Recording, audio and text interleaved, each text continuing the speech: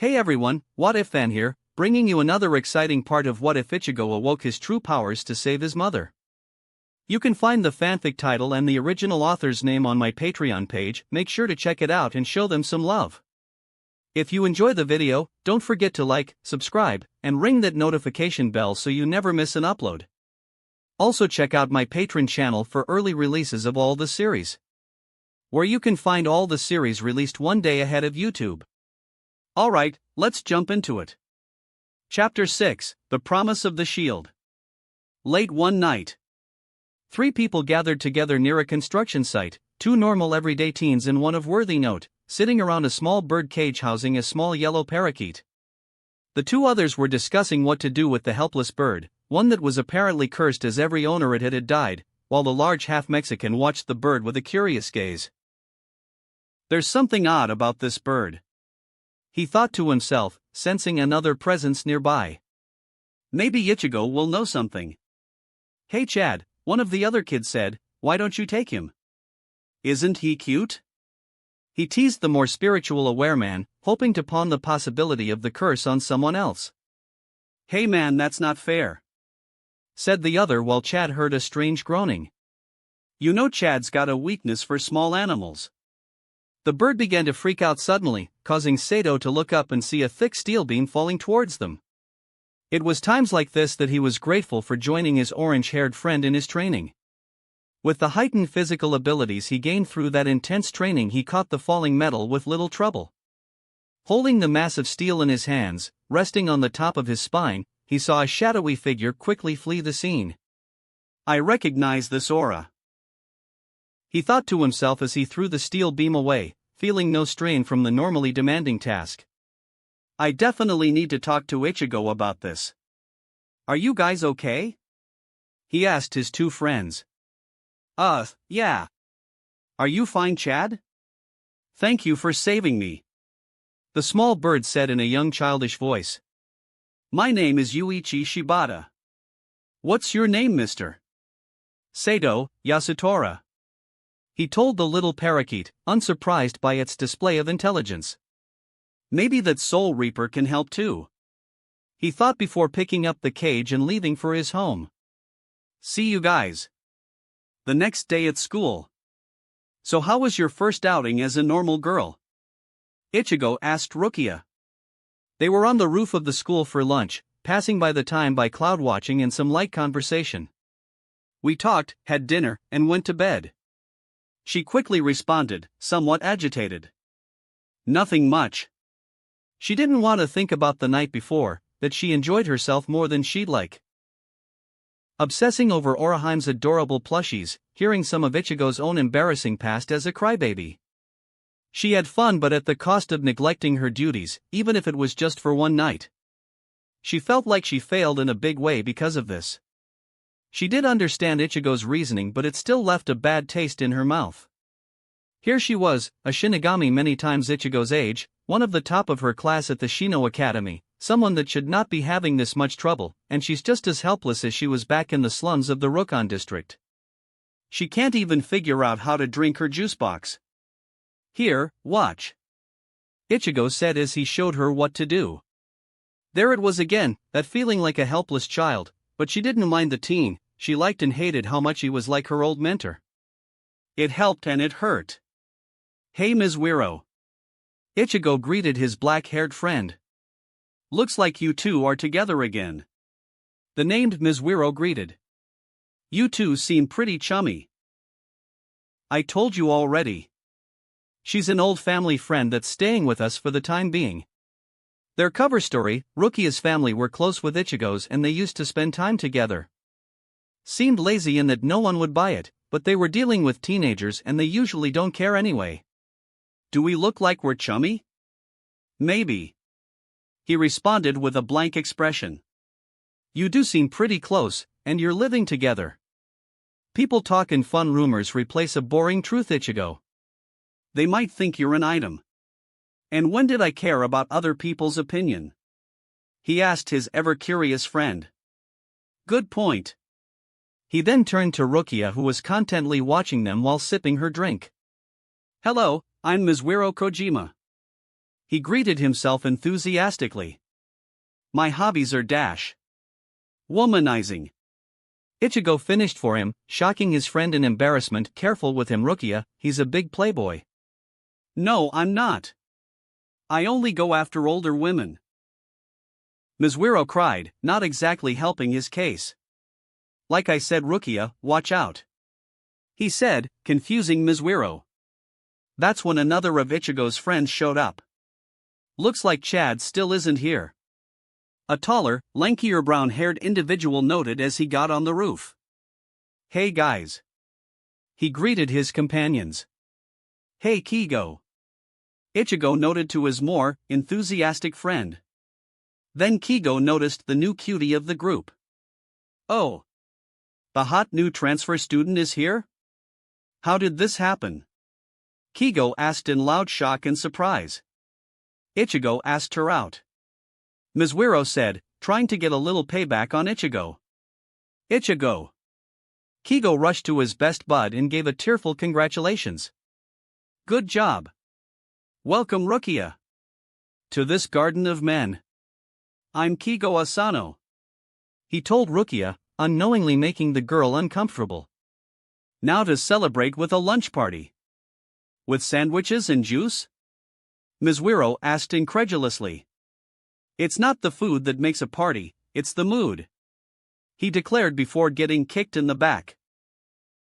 Yo, Kurosaki. A random punk growled at the teen. He was accusing Ichigo of copying him and ignoring any claims otherwise. He was going to start a fight before getting blindsided by a giant fist. Hey Chad. Ichigo greeted his old friend. Did you remember to hold back? I did, but he's going to be unconscious for a while. He said while fishing out his own lunch. So what kept you? I was almost hit with a motorcycle. He explained. He fell off and slammed into a wall, passing out from the collision, so I carried him to the hospital. That explains why you were late. Kigo said. Chad then showed the bird cage he was carrying. What's with the bird? Hello, my name is Yuichi Shibata. The bird greeted. Ichigo and Rukia recognized that something was up almost immediately. What do you think, Ichigo? Chad asked his more learned friend. That bird is certainly possessed. Ichigo answered. Kigo and Mizuiro learned about Ichigo's spiritual awareness after a dare gone wrong one time and never doubted the existence of spirits since. Should be easy to fix. Bring him by later and we'll figure out what to do. Rukia looked at Ichigo with a sense of pride that he's growing into the role of a soul reaper so well. The lost soul of the child, however, did not look so pleased. In fact, it looked scared. Later that day at the Kurosaki clinic, Ichigo and Chad were helping to carry people from the streets and into the clinic. As they neared the Kurosaki home, they were almost crushed in a sudden car accident, bringing several more people into the mix. Karen and Yuzu frantically tried to get the injured the help they needed while Ishin was trying to get more cots and beds to house the influx of patients. This is becoming more of a headache than I would have liked. Ichigo growled as he and Chad brought in the last 4 people. We better get some answers about this now. Ichigo would have liked to help his family, but he did not have much in the way of human medicine and care. Even his healing Kido was pathetic compared to his sister Yuzu. All he could do was the heavy lifting grunt work and stay out of the way. Himself, Sato, and Rukia then went up to Ichigo's room with Yuichi in hand to ask him a few questions. No one noticed Karen's own shaken form as she watched them ascend the stairs. The barrier around the house seems different, Ichigo. Rukia noted as they walked into Ichigo's room. Did something happen? Yeah, there was a minor hollow attack, so Kasuke made it so hollows can't enter. Except for me, but that's just fine-tuning. Ichigo thought to himself as they set Yuichi down and sat around him. Now, what should we ask first? Why is that hollow chasing you? Chad said out of the blue, surprising Rukia and Yuichi. The small bird looked down in shame as he relayed his tale. How he was just a little kid, living alone with his mom, when somebody broke in and began to attack them with a knife. His mother died trying to protect him and he made the bad man fall to his own death. Some time passed after that. He ended up in the body of that bird while a monster made a deal that if he could run from him for 3 months he would bring back his mother.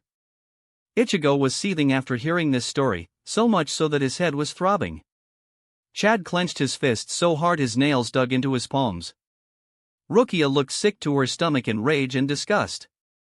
"I'm sorry to say this, Yuichi, but that monster was lying to you," Rukia said, as gently as she possibly could given the situation. "There is no coming back to life.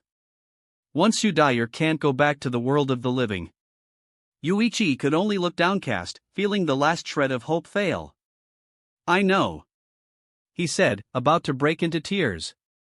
"In a way I already knew. I just wanted to see my mommy again."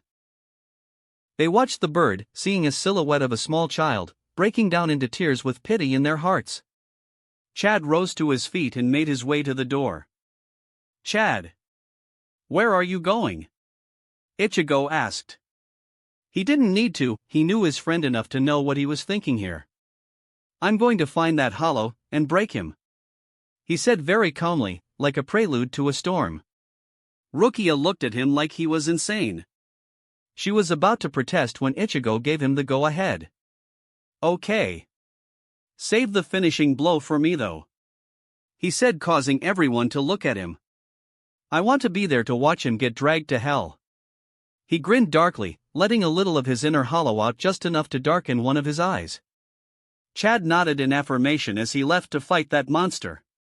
"Ichigo, what are you thinking?" Rukia cried. "He's just a human." "Rukia," he said firmly. Chad made his decision. "He'll be fine," he told her, having full faith in his friend. "Let's just perform the kanso." Rukia recognized that Ichigo wasn't going to budge and resigned herself, slipping on her soul ejection glove to bring out Ichigo's Shinigami form. With Chad, the streetlights and moon illuminated the city, giving a sense of eerie life and stillness to the city, direct contrast from the day. He was wandering the streets in a sleeveless gray shirt, proudly displaying his arms, waiting. Waiting for that monster to show up, waiting for his fight. "You've certainly been a stubborn one, haven't you?" He heard a warped voice speak, floating around him. "Of all the people I've killed while chasing that brat, you've been the hardest one yet. You've got great reflexes and instincts, but I've grown weary of this." He kept talking while closing in on Sato, believing he couldn't see or hear him.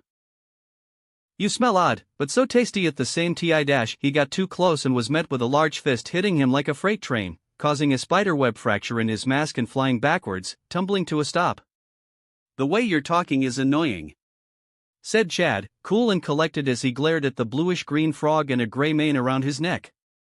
"And you've targeted the wrong prey," he said, cracking his knuckles while stalking toward his enemy. "I'm the one that's going to make you pay for your crimes. You're no ordinary human." The hollow-called Shrieker yelled out in shock that he was hit and so hard too. "You're not a Soul Reaper either, I'd recognize that scent. So what are you?"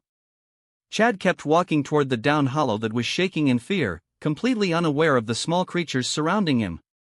"To be honest, I don't really know myself. I'm not an ordinary human and I'm not a Soul Reaper." He saw Shrieker's expression change back to his previous cocky attitude. "But you're still just as careless," he yelled in triumph as Chad got sprayed with slime and thick leeches. "What the?" Chad wondered in surprise as the fleshy worms latched onto him.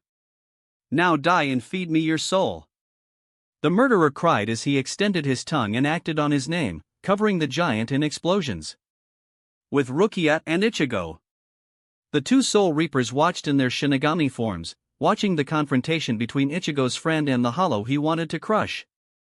They sent the young Yuichi to the Soul Society after assuring him that Chad would be safe and that his mother would be waiting in Soul Society. Rukia was still concerned for the giant and to simply calm her down, Ichigo followed his friend's ribbon just in time to watch Chad get consumed in fiery explosions. "Sato!" Rukia cried out as she tried to rush toward Chad, only to be held back by Ichigo. "What are you doing, you fool? He's going to get himself killed." "Rukia," Ichigo said while keeping his attention on his friend, "we're staying out of this because Chad's my friend. He felt the air change as the hollow's doom was closing in. Besides, a blast of light and power shot out from the dust cloud that enveloped Chad. Chad's more powerful than you think. Back with Chad. Shrieker could only gape as his left arm was obliterated by whatever that blast was. The dust slowly settled, revealing Chad, only slightly burned and bloodied, with an entirely new right arm. Wings on the sides of his wrist and a protrusion at the end of his shoulder, black with a magenta stripe going down the middle outlined in white. This new development froze Shrieker so badly that he didn't react when Chad rushed him. "I was careless," he admitted, shoving his fist into the hollow's mouth. "But so were you." He pulled out the monster's forked tongue before delivering a brutal uppercut, making the killer bite off his own tongue and fly into the air. When he came back down, Sato proceeded to stomp the arrogant hollow underfoot. Ichigo decided it was his turn, and there was something he wanted to try. "All right, Chad, that's enough for you," he said, dropping down to his friend. Chad looked over to his longtime friend and ceased his actions, leaving a bloodied and broken monster. "Besides, now Rukia's curious about that arm of yours." He saw the smaller of the two Soul Reapers scanning him, studying him. "All right," he replied, letting his right arm shift back to normal and gesturing for Rukia to follow him before leaving. "You must be pretty pathetic." Ichigo heard the hollow at his feet groan. "Having someone else fight your battles, do your job as the Shinigami." Shrieker attempted to cackle, refusing to die without some victory, any victory. His only hope for that was humiliating the Soul Reaper before him. Ichigo grabbed the near-dead hollow by the fur of his mane and threw him upright against a wall. "To most it would seem like that," he told the killer. "But we learned the story about you and that boy Yuichi Shibata." Ichigo unsheathed his massive blade and stabbed into the hole on the hollow's chest, the blade facing upward. "You put my friend in a very rare mood. Chad doesn't get mad easily, and you pissed me off a little too." Shrieker watched helplessly, feeling an odd sense of dread falling over him. "So we agreed that he would beat the crap out of you, leaving you helpless for me to, well, test something out." Shrieker felt the energy around the young Shinigami change, getting darker and darker, until he recognized the feeling. "Fear. Tell me, how does fear taste?" Ichigo asked in a warped voice behind a mask. The air was filled with the sounds of sickening crunches with screams of terror and agony. With Chad and Rukia. The two were quite the distance away and so focused on their conversation that the sounds behind them was little more than background noise. "So, what's with that arm of yours?" Rukia asked, curiously touching and examining the giant's right arm. "To be honest, we don't really know ourselves," Sato replied, looking down at it himself. "One day a hollow attacked myself and Ichigo during Hakuta practice in some random field and it appeared while we were fighting." Chad told her about the pact between himself and Ichigo, how they swore to watch the others back and fight for their sake. How he was pulled into similar training Ichigo was doing. He remembered that day in particular, when his first hollow fight happened. Flashback, last year before high school. Ichigo and Sato were sparring against each other, exchanging quick and heavy blows on the other, a film of sweat covering the two combatants as they struggled against the other. The sun was setting as their fight spanned for hours, with Ichigo slowly getting a lead on his friend. That's when it first showed up. Sato could barely see the monster, a hazy distortion in the air, while it was clear as day for Ichigo. A large Drider asterisk with 4 arms that was yellow and green with an upside-down mask. It aimed to crush them at the same time, but the two separated as the beast struck. "Chad! Run!" Ichigo called out, dodging another sweep from the hollow as it tried to grab him. Chad dodged as well, barely seeing the attack coming. "Ichigo, what is that thing?" he asked, barely able to keep his calm. "It's called a hollow," he told his friend, the need of secrecy gone in favor of survival. "A corrupted soul that feeds on other souls to ease their eternal hunger." He dove under another to get in enough to kick the large beast in the neck. The hollow staggered from the spiritually enhanced kick, but not enough to completely stop it. The hollow managed to reach out and grab Ichigo while he was still in midair. Chad watched his friend being suspended helplessly in the air and instantly remembered his promise. He ran at the beast with newfound strength and speed and broke the hollow's elbow, making it drop his friend. "Are you all right?" he hastily asked as he helped Ichigo up. "I'm fine. I thought I told you to run?" "Sorry, Ichigo, I can't do that."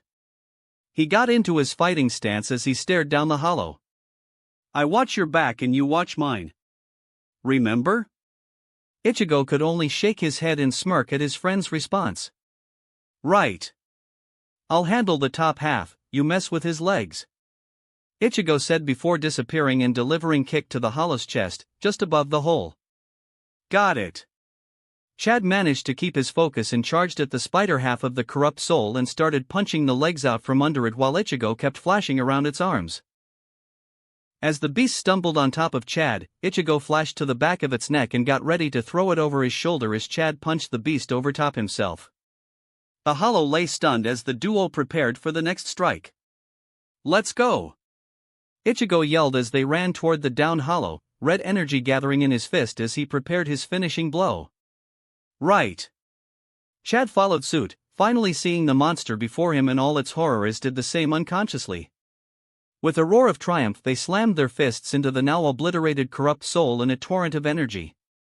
"So that's what a hollow looks like? Weird." They finally relaxed in their victory, ready to collapse. "Yeah, nasty," he said before realizing Chad's arm changed. "What happened to your arm?" Chad finally noticed his arm changed forms. "I don't know." They looked at each other for a few seconds before they decided to ask Urahara. Present day with Chad and Rukia.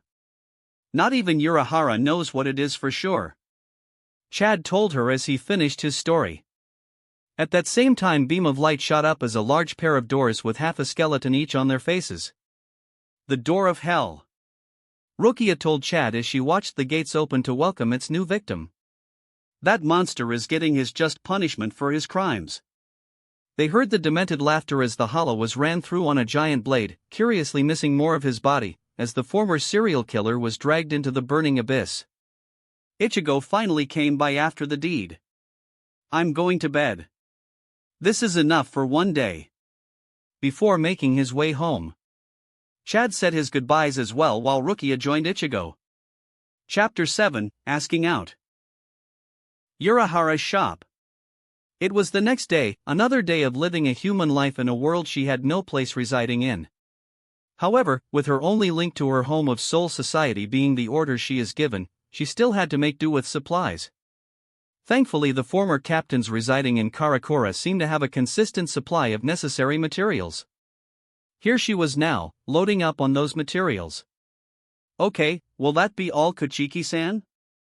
Urahara asked his current customer, filling her request form of Soul Reaper equipment and supplies. "Not yet," she replied, getting to what she felt was the most crucial piece. "I need some Jukongai for Ichigo." "Assuming you have yet to give him one." She did have a few complaints about her body, but the former captain did tell her prolonged use might bring up some bugs in the Jugai. "That was handled a while ago," the eccentric inventor told her. "But he doesn't like using him." "Why?" "If he does, he could just slip out of his classes no problem if a hollow shows up during school. He wouldn't even need to worry about his body then." She fished for more information about her stubborn and forced partner's life. All he said about that soul was, "He's an annoying useless pain," he told his customer, trying to avoid telling her about the soul in question. "Fine," she responded, "I'll get him to tell me then." She turned to leave before remembering some details from the earlier night.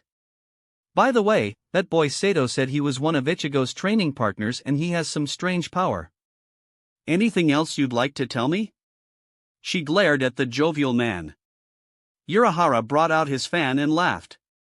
"Ichigo has some good friends. Let's leave it at that." He remembered that talk with Chad. Even now he didn't know everything about it, just that it was hollow-based erasure and power. Everyone involved agreed to keep the nature of his abilities a secret for obvious reasons. She had to confront a certain strawberry about certain details. Karakura High. "So that's the end of that, huh?" Kigo asked Ichigo after they discussed the exorcism of Chad's new bird. Yeah, poor kid didn't have any friends when he was alive. So we filled that void with a day of fun. Ichigo responded, drinking his juice while Mizuiro and Chad feed the little bird. They agreed to not relay the real story.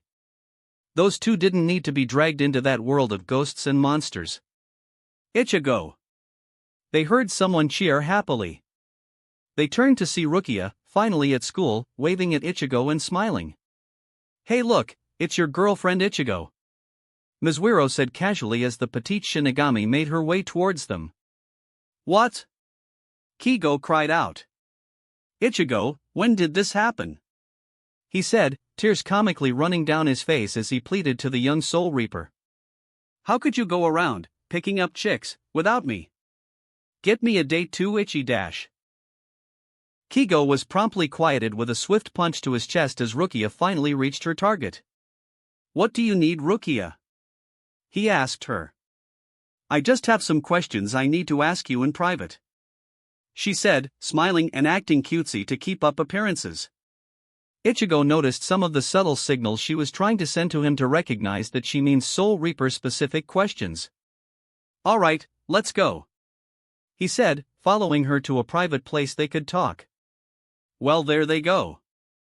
Mizuiro said, still relatively unfazed by the sight before him. Ichigo, you traitor! Kigo screamed out. How can you call yourself my friend and not hang with the guys? You trade. He was hit with the juice Ichigo had on hand that he threw. I don't think Ichigo can possibly help you get a date, Kigo. He could try. Kigo grumbled from the ground. Chad was just watching in slight amusement. With Ichigo and Rukia. So what is it, Rukia? He asked as they got to an empty area of the school. Kisuke said that you had an artificial soul already. She said, skipping to the heart of the matter. May I see it? Really? He said, raising an eyebrow. Fine. He reached inside his bag and pulled out a cartoonish yellow lion stuffed animal. This is Khan. Kisuke gave him to me when I was 10. He told me how Soul Reapers use Jikangen when they need a quick eject and to keep their cover. Rukia took the stuffed doll from her teammate and inspected it. I didn't like the dispenser, so I tried this instead. By the way, what's with that whole soul candy thing? He asked, confused by that name from so long ago. Rukia adopted an undignified blush, embarrassed by the reason behind the name. The Shinigami's Women Association didn't like the name Jikangen. Said it wasn't cute enough. She didn't like the name either, but she was a representative of her clan. She needed to present herself as such, and not give Ichigo more reason to think less of her. Well, he's no chappy. She said, looking the lion in the face, letting her inner girl take over. But he is pretty cute. She caved, hugging the doll to her chest. Your boobs may not be big, but they're really nice too, Rukia. A muffled voice spoke out. Rukia heard it coming from her chest and threw the doll up while screaming. Ichigo, staying calm, reached out and caught the perverted spirit. Nice catch. Shut up. Ichigo growled at his irritating stuffed animal. Ichigo. What the hell is that? She screamed, pointing at the lion in his hands. Like I said, this is Khan. He said, like it was the simplest thing. He's my artificial soul. Yo! He greeted with a raised paw. I don't like using him because he's a pervert. I'm worried about what he would do in my body. Ichigo remembered the last time he left Khan in his body. That was a bad time. Now I get your reluctance. Rukia said, finally calming down.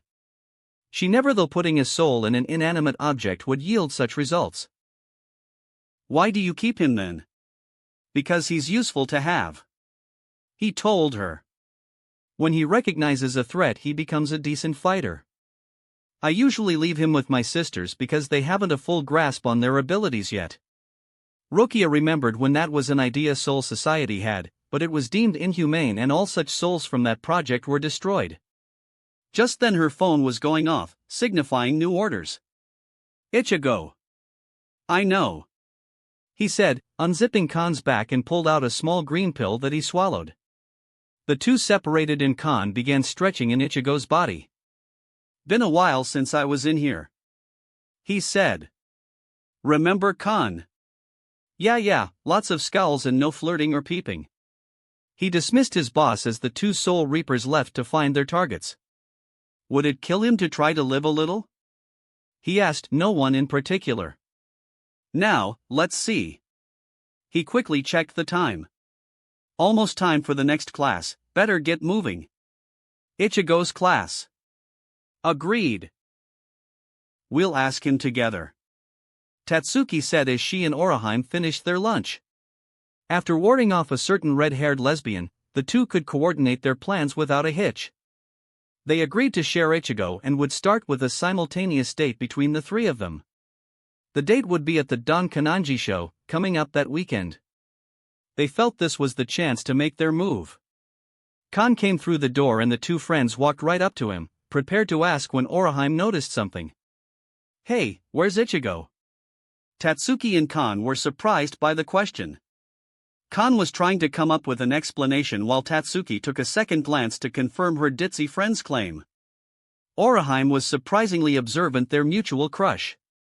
"Yeah, you're not Ichigo. Where is he?" Khan pulled them both out of the classroom and into the still empty hallway. "Okay, first question," Khan said as he got their attention. "What makes you think I'm not Ichigo?" Tatsuki was glaring at the imposter of her crush when Oraheim explained why. "You seem like a complete and utter waste of a character with no importance or impact to the series," she said with a completely straight face. Khan felt the words stab into him like arrows. "Fair enough. Next question," he said after pulling out said arrows. "How much do you know about him?" "I know he's spiritually aware," Oraheim said. "Are you related to the Soul Reaper stuff?" Tatsuki asked, causing the two to gape at her. She shrugged and told them she overheard Yoruchi-sensei talking with someone about Ichigo. "Well, no use hiding it now," Khan reasoned. "Yes, Ichigo is a Soul Reaper. I'm an artificial soul filling in for him while he's doing his job, and he probably won't come back for the rest of the day," he said while sensing another hollow. "Damn," Tatsuki cursed. "All that motivation wasted." They were really nervous but were determined to power through it when Ichigo showed up, but it wasn't Ichigo in the end. "What? Were you going to ask Ichigo out?" he asked, causing them to blush furiously and attempt to deny it. In response, using some of his enhanced reflexes from his many upgrades, he snatched up the show tickets they had. "All three together?" Khan asked, impressed and pissed at the same time. He may not like Ichigo too much, but he alone practically saved his life and gave him his own to live. Sure, he was the servant of the Kurosakis, but they never made him feel as such. He had a life debt to his master. "I'll accept in his stead," he said, grinning while writing on one ticket, "I owe Oraheim and Tatsuki one date. And trust me." He smiled and winked. "He'll definitely go." The rest of the day passed as such. Normal and uneventful, until Ichigo found that ticket. Later that night in Ichigo's room. "Khan!" he yelled at the stuffed lion sitting on his desk, going over the notes Khan managed to make for him. "What's this thing about me owing Oraheim and Tatsuki a date?" "What? You told me to be you and I thought you would agree," Khan said in his defense. "Two hot chicks together at once, what straight man would say no?" he said in an overdramatic fashion. "A busy Soul Reaper, that's who," he growled. "What's this?" exclaimed Ishin and Yuzu, who heard him from downstairs. "My son has a date with two girls at the same time." "Oh Masaki, my love. Our boy is becoming a fine man. Who are your girlfriends, Ichi-ni?" Yuzu gazed at her brother. "Is it Tatsuki and Oraheim?" She met Oraheim a few times and they got along while Tatsuki came to the clinic quite a few times when she started Hakuta training. "Karen. Ichigo's got a date. With two girls? Didn't peg you for a womanizer, Ichi-ni," Karen said. I don't have any dates and I'm not a womanizer. Ichigo yelled in his defense. If you don't want it, I'll go. Kan said. You are not going anywhere near them. Ichigo roared at the lion. Do you hate them? No. He yelled, insulted. Do you want them to think that? No. He said, more subdued. So you'll go with them? Kan confirmed. Yes. Ichigo said, feeling defeated in a way. Good. It's official. Kan said with Ishin ending the group chat on Ichigo's phone. It was then that he realized that he could have talked to them and declined the invite gently like a proper man. Kan. He growled, more mad at being tricked than anything else. Relax, I'll probably never do anything ever again and be replaced by a much more interesting character who is way more upbeat than me and would be a great contrast for you. Chapter 8, The Date and the Foolish Exorcist. Karakura Hospital, June 17. 6 years ago she almost died for him. 6 years ago, he learned about his potential. 6 years ago, he swore to destroy the Quincy King with his own 2 hands. 6 years since she last opened her eyes. 6 years since he last heard her voice. 6 years since she fell into a dreamless sleep, hanging on to life by a thread. These were the thoughts of 2 sons in particular, visiting their mothers in a specially made room of the hospital. The one day that their teacher would permit them to skip school, if only for a scarce few hours. For the simple pleasures of comfort they could find. A trace of a smile or a slight grip of the hand, letting the sons know that they are still alive. Anything real than the constant beeps and air blowing of the machines they were connected to. 6 years Ichigo. Uriya said to his cousin, overlooking his own sleeping mother. The effects of time and atrophy being waylaid by a device Urahara made to keep their bodies active enough while unconscious. Both Kane and Masaki looked virtually the same as when they fell asleep so long ago. Only 2 years left, and we still have this Aizen fellow to be wary of. I know Yuryu, he told his cousin. Aizen is after whatever Urahara made and he claims to have hidden it in a safe place. Chances are Aizen will be a concern before you, Abak, in which case I can hopefully get the help of the Gotii 13. It was a long shot, but they all decided to choose when a ready threat was presented to show the Captain Commander the whole issue. Right. I just think we should step up our training.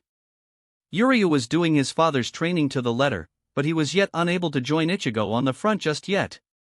Urahara was fixing up new equipment for him to use in order to exorcise the hollows instead of outright destroying them. Unfortunately, this was actually a difficult process that Urahara was all too eager to make possible. As one of the few real challenges he's faced, he had to split his time between training his students and preparing Yuryu's upgraded equipment. We can't bring overly unwanted attention to ourselves, Yuryu. We're already pushing it as it is. Rukia told him that she was reaching the time limit of how long she could be in the living world, and no matter what she tells Soul Society, they would come investigate. Best to prolong that as much as possible. Let's keep as we are until necessary. That's time, boys. They heard a stern voice tell them. They turned back to see their fathers, Ryukin and Ishin, waiting for them. You two should get to school, Ishin said as he walked into the room. And Ryukin said, catching his son before he left. I'll push you when you are ready. He assured his son, letting him know he should have more faith in his father and allies as well as himself. Understood, he said before the cousins left to attend their final classes. So I heard you have a date, or is it dates? He said, trying to put up the image of an average teen in spite of reality and his own apathy. I think it counts as dates. Ichigo groaned, still somewhat annoyed that he was forced into this situation. He had nothing against Oraheim or Tatsuki, but he would have preferred to face them personally. This would give a blow to his image, but he also couldn't afford any distractions for when the battles come. As such, he confronted them again and accepted the date like a man and of his own volition. He just wished that it wasn't to some hack spiritualist medium. He also hoped his teachers won't find out, but he was a realist in that regard. As if his dad clamoring for his new daughters and grandkids wasn't bad enough. Urahara Shoten. Ichigo. cried his dark-skinned martial arts master. Why? I thought we raised you better than this. You should have 5 girlfriends at least. He was doing everything he could to ignore Yoruchi while Tessai was finally teaching him the 90-plus level Bakudo spells. Now Yoruchi, we can only teach him so much. Urahara tried to calm his old friend. Ichigo's still just an innocent kid, we can't expect him to be an instant playboy. He whipped out his fan. But he is well on his way to that, isn't he? The two friends laughed as Ichigo failed an incantation, distracted by his teacher's antics. Well, I could give that final push, the mischievous cat said as she pulled her student's hand to her breasts. What do you say, Ichigo? She sang seductively into his ear. Shall I teach you the pleasures of a woman? This time the spell exploded and pinned Ichigo's hand in place while tying everyone else up. Tessai growled. Ichigo, you can't allow distractions to affect you like this. He scolded his student as they freed themselves from the botched Bakudo. Maybe you should sleep with Yoruchi, if only to help your concentration, he suggested casually, making Ichigo turn redder than his namesake. I'm in, she cheered, already starting to pull off her top while Kasuke went to get a camera. Don't I get a say in this? Ichigo cried, backing out of the store slowly. Never. I called on your first a while ago, she yelled, looking at him hungrily. What purpose does this serve? Ichigo asked.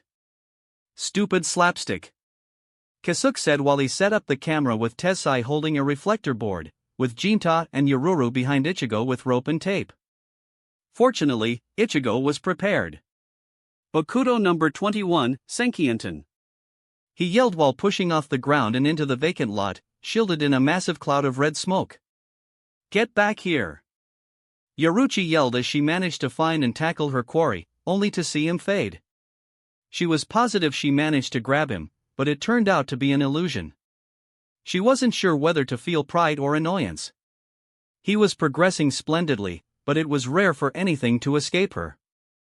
Nice job, Ichigo, she complimented. But that certainly wasn't Utsusimi, so how did you do that? Kurosaki Clinic. What did you do to yourself, Ichi-ni?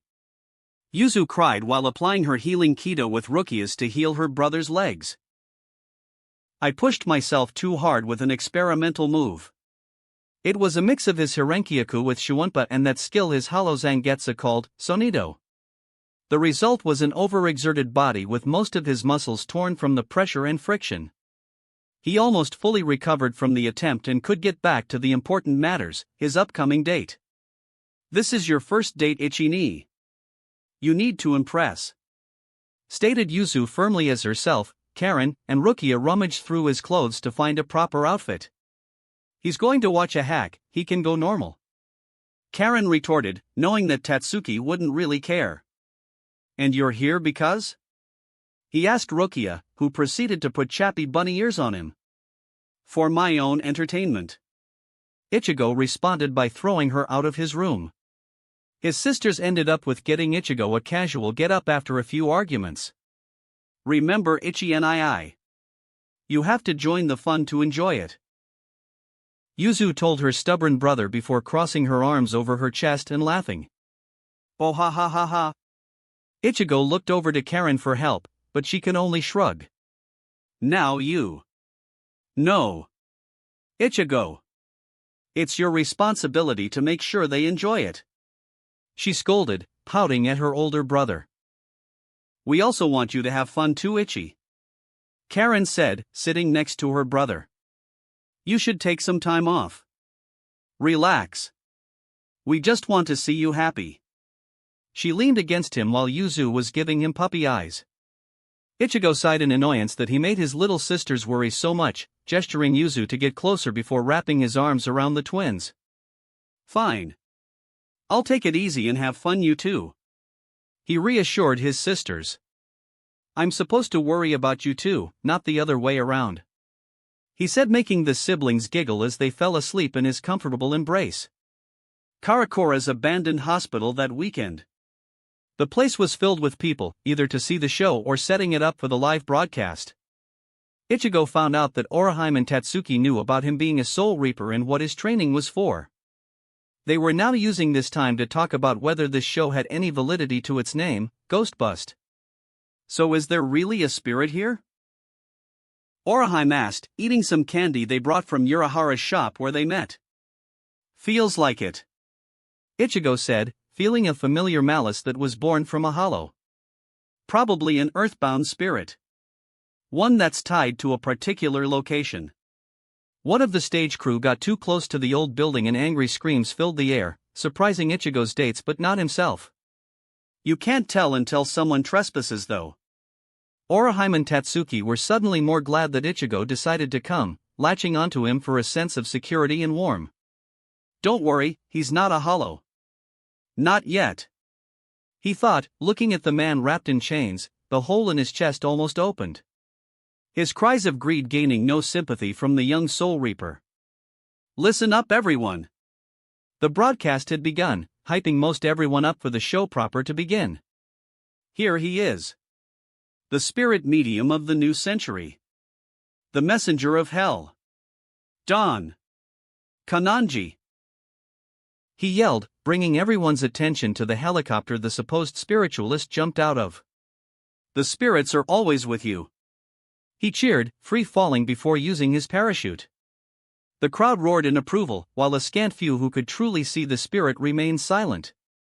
Urahara and Yoruchi silently came up behind their disciple to soothe the worries he might be having. Don't worry, Ichigo, he said as carefree as ever, bringing the trio's attention to the exiled Soul Reapers. It takes a long time to become a hollow on one's own. I give him another 6 months, tops. He told Ichigo, making the substitute feel somewhat better. Until Oraheim asked a very good question. Urahara-san? Is he supposed to be doing that? She asked worriedly, pointing at Don Kananji who was stabbing his staff into the demi-hollow's chest, trying to force it open. All the experienced spiritually aware beings present let out a sigh of annoyance. No Inoue-san. He replied before pushing Ichigo's back with his cane, ejecting his student's soul. No, he is not. Ichigo wasted no time rushing over to stop the man from making a terrible mistake. Maybe you should just go to an arcade next time, the shopkeeper suggested. Yeah. The girls agreed. Ichigo made it between the demi-hollow and the tan-skinned spiritualist and managed to throw them apart, surprising the audience. What's this? The announcer cried out. Don Kananji was thrown back. What kind of spirit is this? Hey! The shaded man yelled out. What's the big idea? You're just a ghost. He was surprised, this had never happened to him before. All the spirits he exorcised before were all chained down, but this one was free of those chains. So you actually can see spirits? Ichigo said to the man. Tan skin, fanning dreads, rather thin mustache, and he dresses like a dorky superhero but without the spandex. Of course I can. He retorted. I'm the premier spiritualist of the new century. Then he came to a rather absurd conclusion of Ichigo being a fan despite being dead while the Soul Reaper chose to focus on the turning hollow. Unfortunately, he was too late. The damage was already done as the earthbound soul exploded. Don Kananji announced his success. Ichigo kept on the lookout for when the hollow appeared. Not out of the woods yet, Kananji, Ichigo told the faux exorcist, grabbing his attention before putting to the roof of the building. The hollow appeared as a humanoid frog of a sickly green color. With Tatsuki and Oraheim. Yoruchi-sensei? Tatsuki asked her teacher, feeling a hollow's dark energy for the first time of her life. Ichigo will be all right. Right? Yoruchi looked down on her other disciple before breaking out a confident grin. Don't worry, Tatsuki, she said, wrapping an arm around the young girl's shoulders. A hollow like that is nothing for Ichigo. Have more faith like your friend here. Tatsuki looked over to Oraheim and saw fear and unease, but not concern. Oraheim could feel Ichigo would be all right. She was so embarrassed, she should have known Ichigo better than that. She watched her future boyfriend with renewed confidence and felt gutsy enough to cheer him on. Yeah. Kick that monster's ass. She yelled out, giving Oraheim confidence to do the same. Go. Win. Oraheim squealed. With Ichigo. The cheers of the fans give me strength to purge this evil before me. Kananji yelled out proudly, causing more cheers as the hollow descended. Ichigo could only smirk as he heard his friends and family cheer for him instead. The hollow was swiftly descending on the two, with Kananji bravely challenging the monster while Ichigo stood off to the side a little, waiting for a chance. When the hollow came close enough to snap the foolish human in his jaws, Ichigo then delivered a spinning kick into the hollow's back. The result was a gaping hole in the building, with Ichigo nailing his landing. Let me guess, Kananji looked at the boy in amazement at his display of strength. You're not going to run no matter what I say, are you? The man looked at Ichigo in shock and disgust. Run? How can I run? Do you know what my ratings are? He said, loud enough for everyone to hear. 1 in every 4 households watch my show, and most of those viewers are children. A silence washed over the crowd as they listened. That means I have to be brave. I have to show courage. I have to be a good role model. He lost his showman attitude and felt more like a person rather than a celebrity to the audience at that moment. Sure, I get scared, finding dark and malicious spirits like these. But if I run, what would that tell the kids? That there is no hope? I can't allow something like that.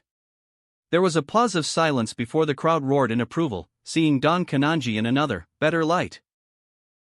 More than just a fun program, but as someone who tries to bring smiles no matter what because it's right to do. That means your only fault here is ignorance, Ichigo said, keeping the exorcist's attention while the hollow made its way back to them. Hado number 1, show. He pointed at the mindless hungry beast and shot a pulse of force at the creature, sending him to the back of the hospital again, and collapsing the front gate in the process. Really need to work on that. Come on, there's something you need to see, he told the spiritualist as he blasted the rubble away with another show. Very well, he said, recognizing that whatever this boy was going to show him was for his eyes only. They entered the abandoned, decrepit hospital, searching for the monster that was their prey. Ichigo unsheathed his Zanpakuto and took a few experimental swings. Damn! It's too cramped in here, he realized before gripping Zangetsu with both hands. I guess now's as good a time as any. His blade began to glow as he started to focus on his Ryatsuan blade. Everything all right, partner? Kananji asked, feeling a camaraderie with the youth. He gaped in amazement as Ichigo managed to turn his massive blade into a pair of katana, one in each hand. He twirled the blades in hand to get a feel for the new style he put upon himself. Amazing! What is this boy?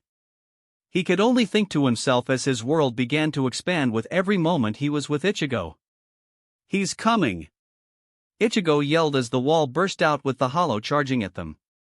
Kananji closed in and caught the hollow's mouth open with his staff. Ichigo quickly got into its space and made 2 swift slashes, severing the hollow's limbs. The monster roared out in agony as it collapsed, having no support to keep it upright. The beast lay before the two, helpless as Ichigo made the final blow through the hollow's mask, ending its cries and struggles. Great job, partner! Kananji cheered, celebrating what he felt was a hard-won victory. Ichigo did not allow for this man to live in his ignorance anymore. Don't celebrate, Kananji, Ichigo said, pointing at the disintegrating hollow. The form of the monster dissipated, revealing the broken man inside. Wait! The exorcist said brokenly. He was. I thought I. He was stunned, feeling everything he thought he knew crumble around him. Hollows, Ichigo said. Corrupted souls of those that lost their hearts, had their chains that kept them peaceful removed. Kananji gasped in shock, remembering every time he believed he purified a lost or bad spirit, breaking chains he thought were their torment. He's made monsters out of innocence. What have I been doing? He asked, not to Ichigo but to himself. Tears flowing from his eyes as his unintentional crimes came down on his shoulders. You've been acting out of ignorance, Ichigo said, making the near-broken man look back at the true exorcist. I don't blame you for your actions. You never knew nor had a chance to know. You wanted to be a hero, so you became one. How can I still be a hero? He demanded. How can I possibly call myself that now? Ichigo shrugged and brought them both back to the cheering crowd, hailing their hero Don Kananji. I say keep doing what you've been doing. Ichigo snatched a pen and paper and began to write. Only now, you do it right. He gave the spiritualist the note with his quirky teacher's address. Go to this man before attempting anything like this again. He'll help you on your road of redemption. He gave the man one last smile before disappearing in a burst of speed back to his own body. Kananji looked down at his note and felt himself change into a new man. Oh ha ha ha ha. He laughed out, cherishing the crowd's roars of approval. Thank you, boy. He thought while announcing his full triumph. You've shown me what I really need to do. I won't let you down, my friend. A few days later. You still put too much energy into it. Scolded Tessai as Ichigo finished up his training with the Kido masters.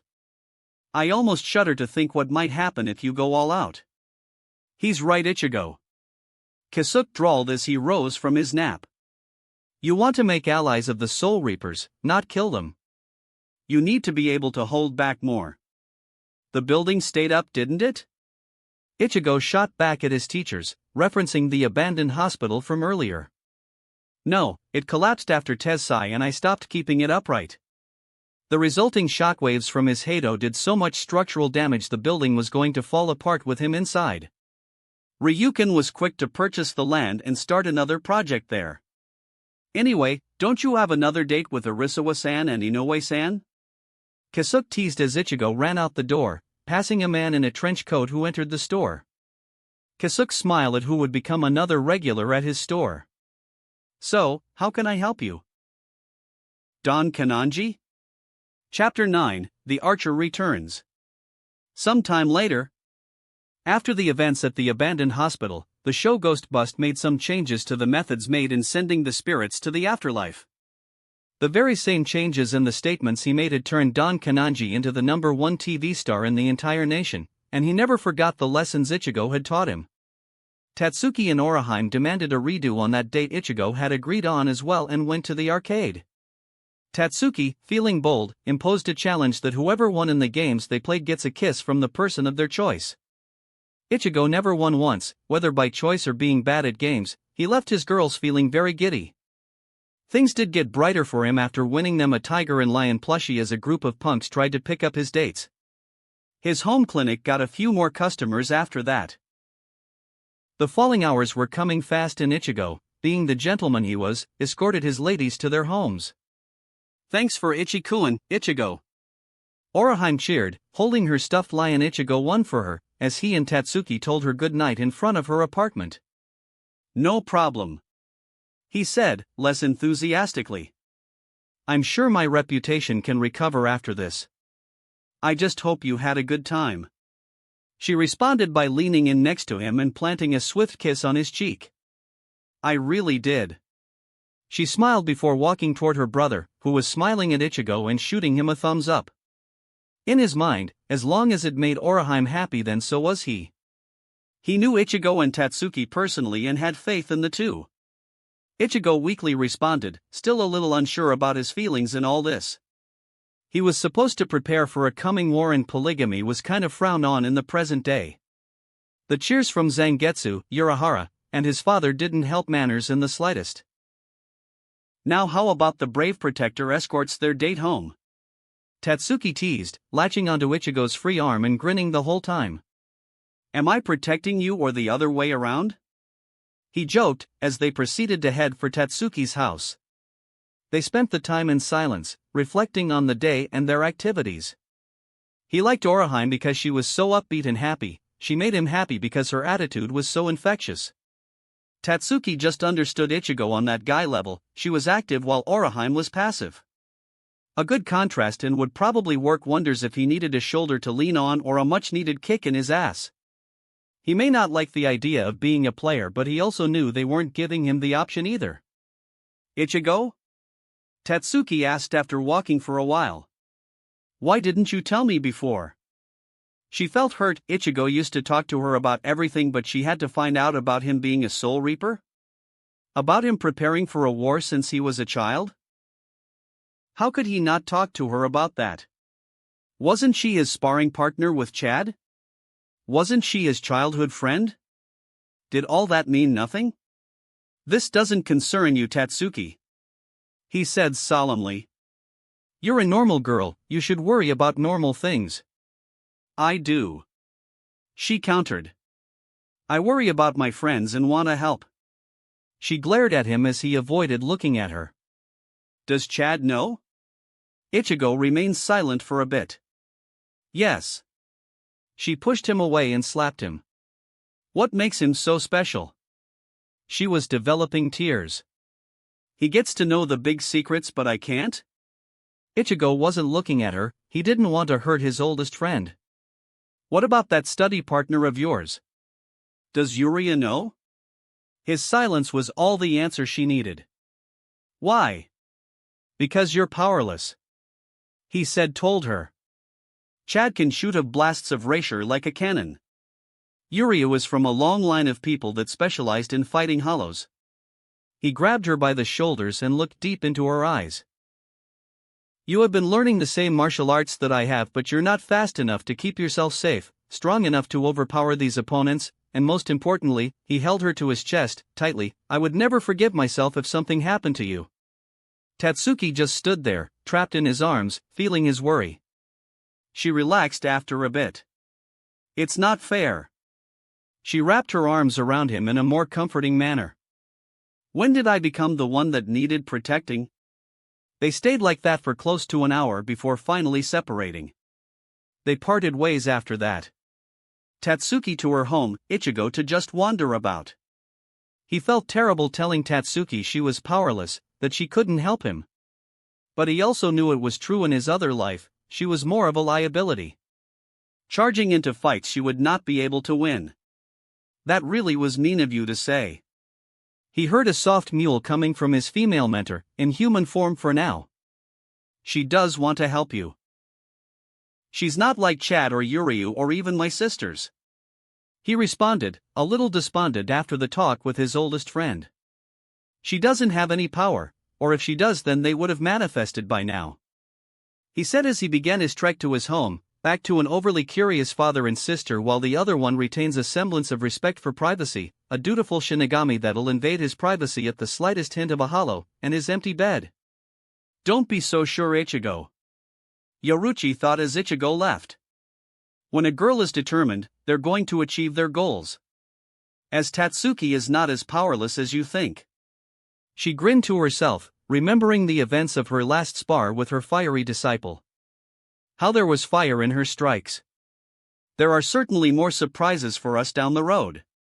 She was thinking this while keeping her focus on her students, but I will have that ass Ichigo. Oh yes, I will. Soon Ichigo faded into the distance and she herself made her way back to the shop. Midday in an ally. It was the third time that week.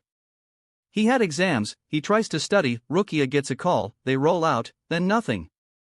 No hollow, no soul reaper, just a lone soul. Now things were getting fishy.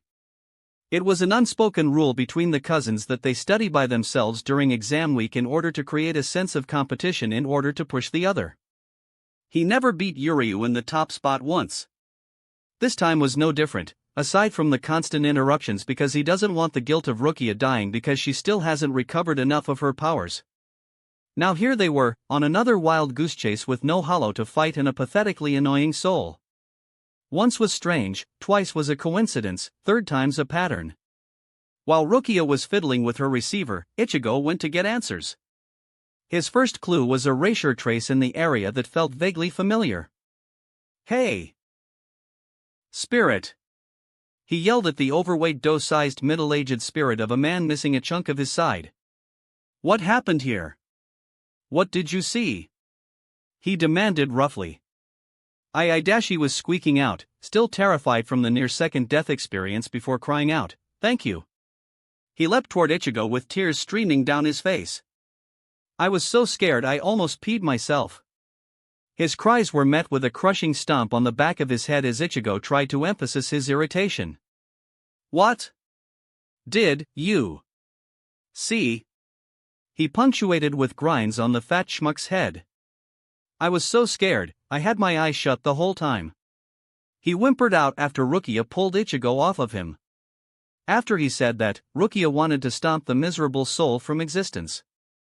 Ichigo had another question for his theory. If he was right, then he might have some choice words with a certain relative. "Did you hear anything?" He surprised both Spirit and Rukia by the oddity of the question. "Anything like a whistling sound?" Rukia looked at the teen in confusion while the Spirit actually seemed to remember something. "Yeah," the Spirit said tentatively. "Yeah, there was a whistle. After that the monster disappeared." There were only so many people in Karakura that could fit that description, and a quick glance to a building's roof gave him all the answers he needed.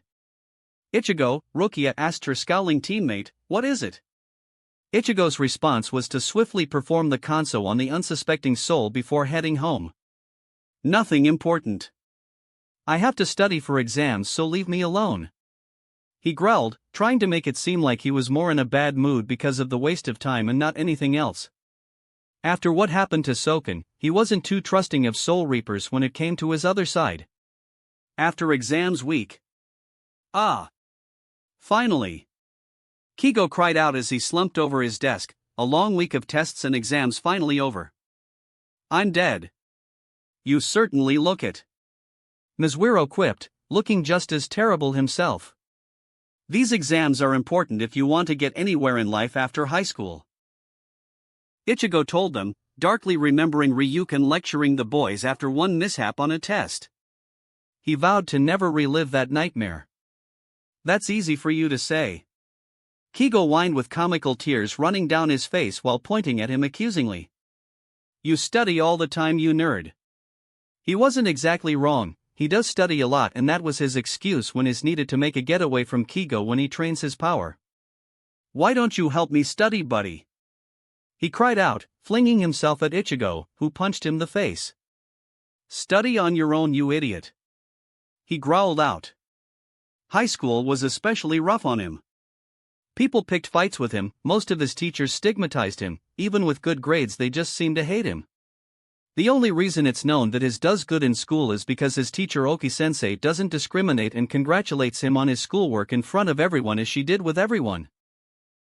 It did help his image a little, but some teachers still hated his reputation and attitude.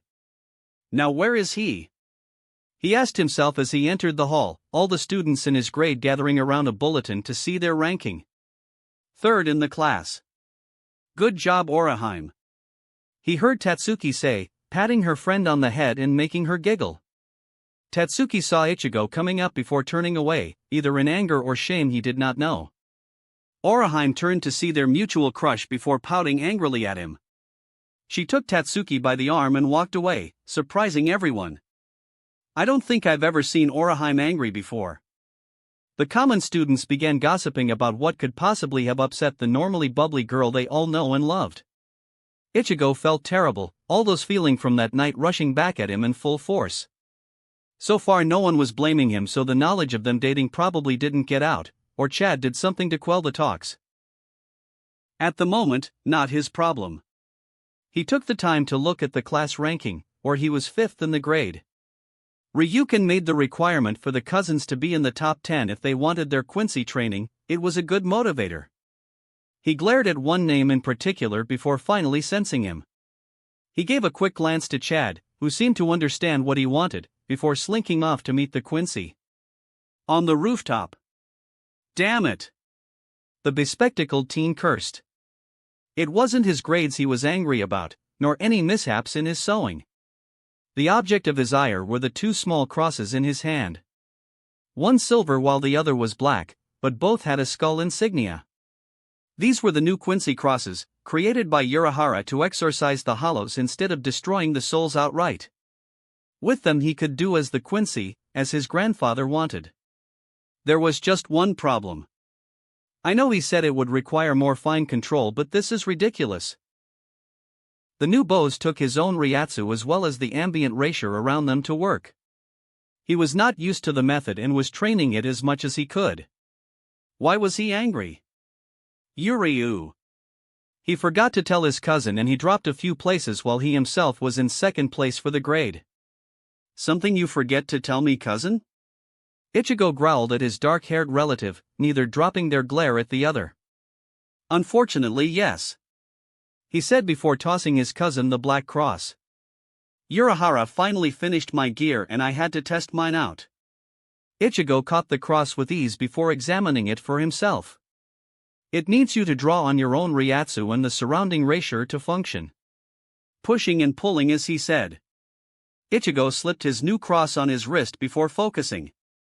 He managed to get a cloud of Ryatsu perpendicular to his hand before letting it dissipate. Yikes! Ichigo panted as the effort pushed him mentally.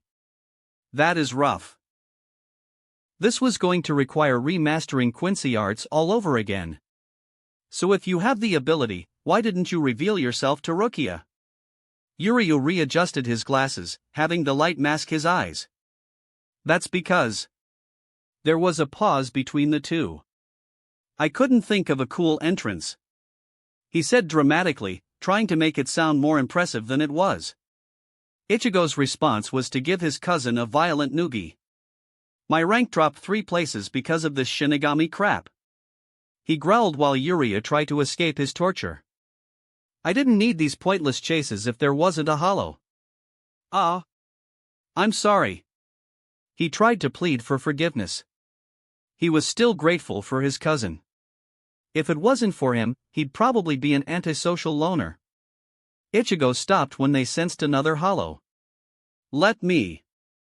Yuryu suggested after Ichigo let him go. Is Kuchiki-san going to be a problem here? He asked, walking to an opening in the fence as a hollow appeared in the distance. Chad should be keeping her busy, Ichigo answered as Yuryu summoned his new spirit bow. It had a black body with a bright blue aura. Should be fine then, Yuryu said as he took aim. It was a millipede-like hollow, searching around for a meal. He shot a flying black arrow straight through the neck of the monster and making it disintegrate, particles flying into the air as it faded. Kasuke did a fine job with that, Ichigo said, more impressed with Kasuke than his cousin for a skill he already had. Yeah, but I can't make a solid bow anymore, Yuryu informed as he shook his hand. It's going to take forever to get to that level again. You can worry about that after meeting Rukia, Ichigo said, getting ready to leave. Tonight. Just appear out of the shadows or something. He left his cousin alone. Tonight, huh? He said, thinking back on their cover story. It wasn't exactly wrong, but he also didn't want to lie about his family connection either. Later that night in some random street. Again? Rukia growled as they ended up with another order but no hollow to show for it again. Is this thing busted? She looked at her soul pager in anger, trying to figure it out. Ichigo remained silent as he dragged his body out and went back inside, patiently waiting for the Quincy to arrive. And why are you so quiet about this? She yelled at her partner accusingly. You were so mad earlier, so why are you silent now? Impatient, isn't she? Yuryu stated, coming out of the shadows finally. He wore a form-fitting white uniform that seemed like a mix between Chinese origin and Catholic robes. How unprofessional of a soul reaper. He stopped before the two. Good evening, Ichigo. Kuchiki-san. Rukia was about to ask before Ichigo spoke first.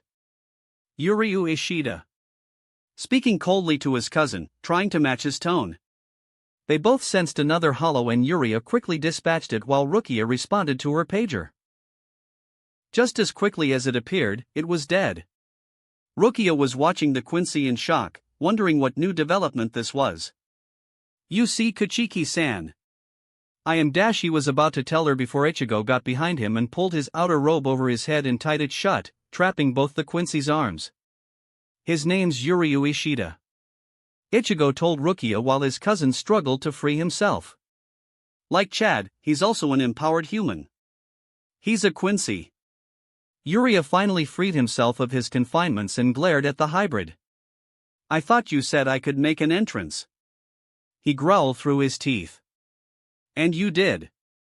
Ichigo affirmed. I never said I wouldn't ruin it. Payback for not telling me earlier. Why weren't you paying attention? I had tests to study for. The two bickered while Rukia was looking completely lost. Excuse me. She yelled before the two teens could start exchanging blows.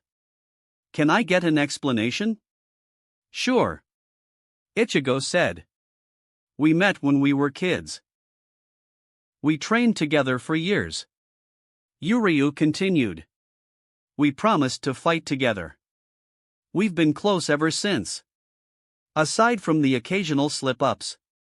They finished together before attempting to return to their childish squabble. Rukia still had questions. But, what's a Quincy? She asked the boys. What do we look like? Ichigo scoffed. Your personal encyclopedia? Yuria said condescendingly. Ichigo then began talking about the irritations he's dealt with since Rukia showed up in his life, making his cousin sympathize. Shortly after that, Yuryu and Ryukin were invited to dinner after Yuzu called Ichigo asking if he was going to have dinner. The rest of the day passed by without Rukia getting any answers from the two, leaving her one choice. The next day at Urahara's shop. The Quincy and the Ishidas, huh? Tessai was setting out the tea for the three of them as Rukia tried to get information. Ichigo isn't telling you? Urahara teased the noble. Yes. She responded, taking a sip of her tea. He said he'd be my partner, but he wouldn't say anything about them other than he and Ishida were friends. Not surprising. The Shinigami let Yuryu's grandfather die years ago. He said, surprising Rukia. The Quincy were a clan of spiritually aware humans who specialized in destroying Hollow's complete destruction, not cleansing them at all. Rukia paid rapt attention to the former captain as he explained a lost history most did not know. The Shinigami tried to convince them to leave the business of Hollows to them, but the Quincy refused and they had to be all but wiped out. The Quincy threatened the balance of souls that the Soul Reapers worked to maintain, and they did this massacre as a last resort about 200 years ago. The survivors tried to live in peace while some still advocated an alliance of sorts. Soken Ishida was the last Quincy elder to support that idea. Through Yuryu and Ichigo, however, that dream could become reality. He told his favored customer about the new Quincy devices he augmented to allow the Quincy to act as true allies to the Shinigami instead of a danger to the whole world. Ichigo was probably protecting his friend, waiting for you to see him in a better light. Rukia had to question what she knew about Soul Society again if such things happened. A kind innocent man, who wanted nothing more than to help, left to die because of the inaction of the Soul Reapers? Refusing allies because of a grudge they tried to end? What was going on in her life? This is all so strange. She whispered, shaking from all the weariness. You're a new Soul Reaper, just out of the academy. Urahara told the petite girl. This is heavy, classified stuff. Just then, Rukia's pager went off. She picked it up and was frozen in terror. What is this? Karakura Hospital rooftop. Your dad was surprisingly lax about the test scores. Ichigo said to his cousin as they studied and practiced their archery skills. Yuryu was shooting the target bullseye while Ichigo was going over notes. They would switch after emptying the quiver. As long as we're in the top 10, he's fine with us. Yuria said before shooting his intended target flawlessly again. Just as Yuryu prepared to make another shot, Ichigo felt something strange in the air. Barely a tenth of a second later they sensed a swarm of hollows appear in the city. Hundreds of them. Yuryu, are you seeing what I'm seeing? Despite my best wishes, I unfortunately am. The air was soon filled with hundreds of ghostly roars, crying out in hunger. Chapter 10, Fighting Together. Karakura Hospital rooftop. It was like something from a nightmare. Every passing second brought more and more of those mindless beasts. Tens turned to hundreds and hundreds to thousands as they continued to pour through holes in dimensional space, driven by their hunger to seek and devour. From partially humanoid to completely beastly and monstrous, each wearing masks that one would see in nightmares. The cousins could only stare in horror as they descended on the city. As they finally began to register what was happening, they began to panic. Oh God! Ichigo managed to finally speak. Yuzu! Karen! His worry immediately going to his sisters, still young, still fresh, still weak. An appetizing treat for a hungry hollow should one find them. We have to go get them. He was about to run off before Yuria held him back. Ichigo! He yelled out, barely restraining himself from rushing off to save the twins. I'm just as worried about them as you are, but you have to stay calm. Always the thinker, always the planner, always looking out for his hot-headed brother in arms. You are still in your human body, and unless you can control your bow immaculately, you can only use Kido, and those incantations take quite some time. Where is Rukia? They had to get him in spirit form and fast. He was stronger then, more powerful. Ichigo took a few deep breaths to calm himself and to focus on his wayward partner. She just left Urahara's, he said as he noticed her speed, and she's already in spirit form. They sighed in frustration. They had to ensure that Ichigo's body was safe, and Urahara's shop was quite the distance away. Time was not on their side at all. What's really bothering me is who used the holobait. This surprised Yuryu as both he and his father disposed of all the holobait they had years ago. Did Aizen get the formula, or was the Vandenrake making a move? Our enemies are probably trying to test us. See how strong we are. He hypothesized. Which means we can't afford to go all out. But this still exposes us, Ichigo said as he remembered a few others.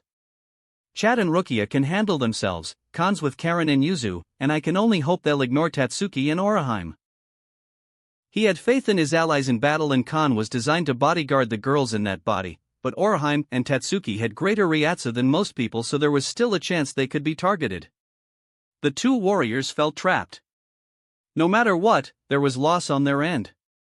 Trying to figure out the best plan left the boys paralyzed.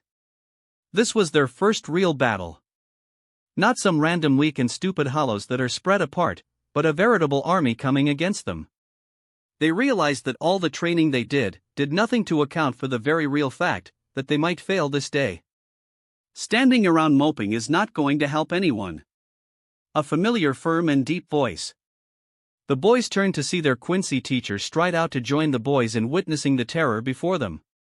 Yes, if you fight, you will give your enemies the chance to study you, to learn your strengths and weaknesses, he said, voicing one side of their dilemma. However, you can just stand back and let this carnage happen, he said, as fact. Not possibility, fact. Doing so will keep you both under the radar for some more time. But such an act will lead to many injuries and death to the living and the dead. He readjusted his glasses as his two students turned to face him. None of us trained you to second-guess yourselves. Yes, your enemies will learn valuable information on you, but this will teach you something about yourselves as well. He glared at the boys, making them feel the weight of the next decision they would have to make. Will you be cowards? Or will you fight? Neither teen moved for seconds that passed like hours. Suddenly the two threw themselves over the side of the building, skating away on a flow of erasure. He smiled in satisfaction. Those two will be your downfall, Yawatch, he thought as they disappeared. They've gotten much faster. He turned and began preparations for the influx of new patients he would be having with Yuryu and Ichigo. So what's the plan you're going for? Yuryu asked as he followed his cousin, flying through the air on the flow beneath their feet. Ichigo had general ideas, Yuryu did the fine-tuning. We're heading to Karen and Yuzu, Ichigo replied as they skirted past some hollows, occasionally striking out with fists or small-scale Kido. Khan's current body is strong, but mine is better. He'll take them and my body back home so we can focus on the fighting. Ichigo felt his phone vibrating in his pocket, despite the pressure and friction pressing on him. He looked at the screen, slowing down only slightly to prevent destroying the small device. It had only one message from Kisuke. Level 1 restraints, lifted. Ichigo was just given permission to use higher level Kido and attacks. He knew just the set to use for this. With Chad in the market district. This isn't good. The muscle-bound giant thought as he sensed all the hollows pour in like rain in a storm. Despite the coming battles he would face, Chad remained very calm about his situation. Ichigo and Yuryu are already on the move. If I had to guess, they're going to Yuzu and Karen. He guessed, knowing his best friend's protective brotherly instinct would push in to defend his precious sisters and Yuryu would watch his back. Guess it's up to me then. He decided as a group of hollows surrounded him. What a tasty-looking soul you are. He heard them speak amongst themselves. A large pale purple one with a mask like swirling wind currents reached out crush him in its massive hands. Sato grabbed onto the hollow's hand, turned, and threw it into one of its comrades around him. The explosion of dust and debris scared what remaining bystanders there were into running for their lives. While the hollows themselves tried to figure out what had happened, Chad jumped up to one of them with his empowered arm and smashed the beast's mask, killing it without a blast of erasure. You want me? He asked, glaring at the hollows as they managed to get back on their feet. Come and get me. He growled before turning and running away. The hollows just stared in confusion before Chad flared his Ryatsu, making them act on instinct to catch their prey. I have to get to a safe place to fight. He thought as he remembered what Yoruchi and Urahara told him. Your fists have a lot of power in them, Sato. He heard the voice of the shopkeeper repeat in his mind as he stopped running once he reached the empty park. Great heavy attacks, but you must be careful using it in the city. One of the hollows reached out to grab him and Chad caught its hands in his own before tearing its arms off and slamming his head into the hollow's mask, crushing it. All it takes is one mistake. Yoruchi's voice rang out in his ears as he fired a shot at another hollow, destroying its head. And you could cause great damage to a lot of innocent people. He jumped onto another hollow's beastly mask and jumped off with enough force to shatter the white bony structure. So you should learn to control the amount of power you put into it. He charged up his arm again, making it glow in bright light, before shooting his fist out rapidly, blasting out a rain of his erasure blasts like a machine gun. The ground beneath became littered in small craters and the dissolving bodies of hollows unfortunate enough to get caught in the blast. He landed on the ground just in time for more to show up, drawn in by his still flaring Ryatsu. Ichigo, I'll draw as many as I can to me. He thought to himself, possibly trying to send a message to his friend. Get to your sisters, then come here. I'll hold out till you show up. He charged at the next hollow, ready to continue the long fight ahead. Unaware of the growing tear in the sky. Back at Karakura High. Tatsuki was still thinking about what Ichigo said to her. She was a normal girl. She was always more into guy things, standing out from the girly girls but never fully one of the guys. Compared to Ichigo, her boyfriend she's sharing with Orihime, she's normal. A normal human with nothing to prove otherwise than seeing spirits. Sure, she was stronger, faster, and more skilled, but only because she was being taught by Yoruchi. She wanted to prove him wrong, that she's not some helpless girl. But how? Tatsuki. Breaks over. She heard a voice yell out inside of the karate club's room, telling her to return for her next match. She wanted to help him, help carry that burden he put on himself, but she remembered how she felt seeing her first hollow. She was afraid, frozen with unease. She put on a brave face with Ichigo because she refused to let him see her as weak. That same feeling she had now. Tatsuki. She turned to see Orihime, still around after her own club activities finished. After their date with Ichigo, they had a private talk over the phone and she told her about what happened with Ichigo. Orihime had that way with people, she could tell when something was wrong and no one could hide it from her. That was also the first time she ever seemed mad at anyone. She never raised her voice and never said a mean thing, until that day. What is it, Orihime? She asked her oldest friend before they heard glass breaking. They rushed to find the source, but but there was nothing. Just broken glass and people arguing. They and a classmate named Chizuru ended up being the ones that had to clean up the mess. She kept complaining about having to help clean, while Tatsuki and Oraheim couldn't shake off the unease they were feeling. Why do I have to help? The perverted lesbian whined while she and Tatsuki swept up the dangerous shards of broken glass that littered the area. She received no response as Oraheim was watching the sky tear and Tatsuki was on guard. What is up with you two? Again nothing. Tatsuki. If Oraheim keeps spacing out, I'm going to give her a nice rubdown. She teased, knowing she'd react furiously to keep her from Oraheim. Chizuru.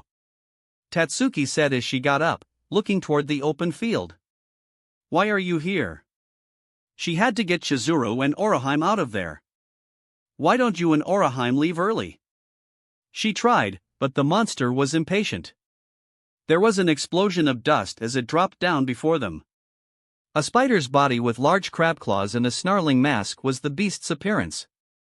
Oraheim, run! Tatsuki yelled out as she grabbed Chizuru and bolted. They managed to get Chizuru through the door and into relative safety, but the hollow shot out a mass of webs and barricaded the door, trapping Oraheim and Tatsuki alone with the hungry monster. All unaware of the more dangerous creature watching them. Tatsuki. Oraheim was terrified. Here they were, face to face with monsters people have trained for years to decades to prepare to fight these monsters. Ichigo was already fighting them and treated the beasts as an annoyance. What should we do? All Tatsuki could think of at that moment was how right Ichigo was. She saw Chad's arm and she watched Yuryu and she knew Ichigo's power. She had none of these. She kept hearing Ichigo's voice in her head, saying those words she hated. You're a normal girl. You're powerless. Over and over like a mantra chant of insanity. Not fast enough. Not strong enough. Fear became doubt, doubt in herself and her abilities. But doubt gave way to annoyance and annoyance gave way to anger. She growled as she clenched her fist, nails digging into her skin and drawing blood. Normal. Powerless. She shot herself forward like a bullet, charging headfirst at the monster that was set on eating them. Shut up. She growled in response, narrowly dodging a swipe from the hollow's claws. Shut up. She slammed her fist into the hollow's mask. Shut up. Shut up. Shut up. Shut up. Shut up. Shut up. Shut up. She kept punching away at the hollow, Oraheim screaming at Tatsuki to run away while the beast tried to understand what was happening. This was still a fairly fresh hollow, not smart enough to recognize a growing threat as the girl continued to punch away at it, or was there something else about it? Yes, I'm normal. I want to hang out with my friends, worry about my grades, and get a little lovey-dovey with my boyfriend. She raged, her knuckles bleeding from punching the hollow's bony skull with no protection. And yes, I'm powerless. I don't shoot things out of my hands like Chad and Yuryu. She felt a fire build up inside of her, something she felt after a brutal spar against her teacher, Yoruchi. But I. She punched it again, cracking the mask. Am not. Another punch, cracking it further. Helpless. She threw a final punch at the hollow, covering it in a burst of fire. The air was filled with its sudden death cries as it dissolved into nothingness. Soki. She couldn't hear Oraheim's voice. She did it. By some miracle she actually did it. She killed a hollow. Atsuki. She wasn't naive enough to think that this meant she was anywhere near to equal foot to Ichigo, but this was a first step. Now she had to train it, and survive the day. Tatsuki. She finally heard her ditzy friend call out her name. Tatsuki. Oraheim wrapped her arms around her tired friend and began crying, letting go of all of her worry and relief. Can you lighten up, Oraheim? Tatsuki groaned out, the rage and adrenaline seeping out of her as her exhaustion took over. My arms are killing me. She didn't really care. Oraheim was safe, they were safe. Looks like I made the right decision. They heard a withered, vile voice speak out. I felt that girl's strength and wanted to see if she was a threat. The two friends looked to see some strange tentacled hollow, floating above them and watching them, hungrily. Now that she too tired to fight, this will be easy. The hollow flared out her tendrils and shot things out of her forehead, breaking through the glass with ease. Seconds later, Oraheim and Tatsuki were surrounded by the other students, each one with a seed sticking out of their bodies. Now die and feed me your souls, she screeched before laughing. Tatsuki could only glare at the hollow in rage. Oraheim, she called out to her friend, getting between her and the hollow as the zombified students closed in. Run! I'll hold them off, she said, despite the feeling that she broke her hands. Don't be crazy, Tatsuki, Oraheim pleaded with her friend. I can't just abandon you. But you can't fight either, can you? Tatsuki stated. She could feel Oraheim's power for herself, and if anger brought out hers it might just help Oraheim. Just run. You'll only slow me down. Oraheim was staring at Tatsuki in shock. Her best friend just said she's useless. Is this what she felt when Ichigo told her that? Is Tatsuki really going to push her away? That being said, I'm not sure how long I'll last, Tatsuki said as the possessed mob got closer and closer. Tatsuki! There was a yelling. They all looked up and saw the red-headed lesbian yelling out to them. After you pass out, I'll teach Oraheim all sorts of naughty things, she yelled out in a perverted tone. Tatsuki forgot about her immediate danger and vented her annoyance, throwing rocks and knocking out the zombies that got too close. That should do it. Good luck, you mannish freak, she whispered from behind her cover as Tatsuki kept throwing things. Shizuru! You keep your grubby hands off Oraheim. You hear me? She yelled at the lesbian while the hollow was shocked that it was being ignored. Quit ignoring me! It howled as it pelted Tatsuki with her seeds, striking her in her thigh, shoulder, and stomach. You're supposed to be wallowing in fear and hopelessness. How dare you ruin my fun? It cried out indignantly. The question now is to how to make you pay for this. Tatsuki glared at the monster before her, filled with defiance to the creature. Why don't you strip naked and let these boys have their dash? The hollow was interrupted again as Tatsuki slammed her free fist into her shoulder, just below the sprout on her body. The result caused another blast of fire to pass through her and destroy the hollow's seeds. She also broke her bones in the process, but she made her point. She refused to let that freak have its way. Like I told so many others, Tatsuki said, glaring at the hollow, making it worry. I will crush anyone who hurts my friends. Oraheim watched her best friend and remembered each time Tatsuki helped her, how everyone else helped her when she couldn't help herself. She relied on her brother, she relied on Tatsuki, she relies on Ichigo, but no one relies on her. She doesn't have anything to offer her friends. She hates that, and she's sick of it. Well, maybe I want to protect you once in a while, Tatsuki. Everyone was now watching the Auburn princess stand up. I'm tired of always being protected. I'm tired of always having to hide behind you. How about I do the protecting for once?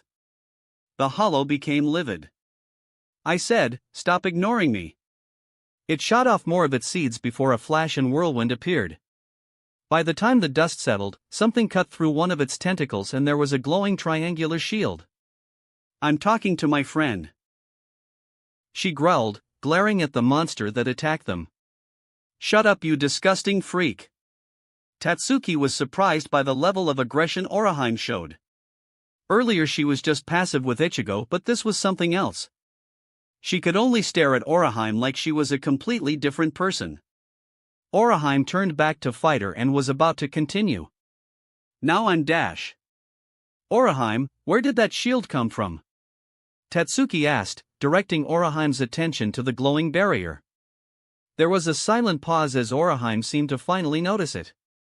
Oh wow! She exclaimed in childlike wonder as the points separated and joined their flying siblings. What are they? How should I know? Tatsuki asked as the sprites flew around them. Of course you wouldn't know. One rough voice spoke rudely. We are Oraheim's powers after all. a more gentle one said. A pale green sprite landed on her shoulder before revealing the small fairy girl inside. Hi Oraheim.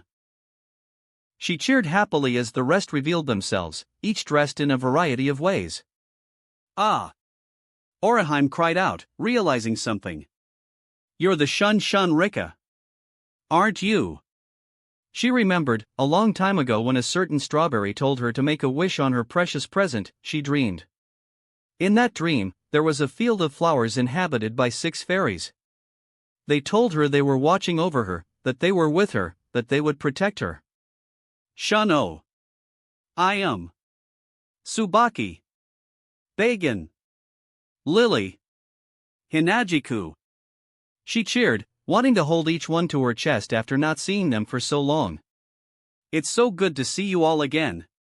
Tatsuki could only watch in confusion. Wait, if you were with Oraheim all this time, then where were you? She asked the flying spirits. That's easy. Shun-o chirped, pointing at the now missing hairpins on Oraheim's head.